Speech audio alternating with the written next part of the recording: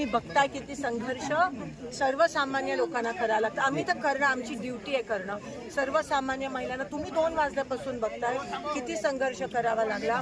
शेवटी आयुक्त आलेच नाही, शेवटी पोलिसाचे उपायुक्त आले आणि हे JCB आहे ते काढून टाकलं. ती आमची पहिली आणि पर्यायी रस्ता. कारण का आज इथे काही झालं असतं बरं वाईट तर अँब्युलन्स कशी आली असती. काय आग लागली तर फायर ब्रिगेड यायला जागा नाही. तिथे गरोदर महिला त्यांना दवाखान्यात जायला डॉक्टरला यायला जागा.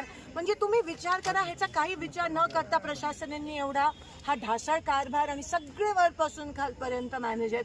लाचार झालेत बरेच अधिकारी. आता शेवटी हे उपायुक्त आले आणि आम्ही सांगितलेलं काम थांबवा, काम थांबवलंय आणि रस्त्याचं काम सुरू करण्याचा शब्द दिला. ती JCB पण आणि रस्त्याचं काम आता थोड्या वेळात सुरू होईल. शेवटी लोकशाहीचा विजय मला असं वाटतं 10-20% आता झालं. अजून लढाई आपल्याला लढाई. ओके.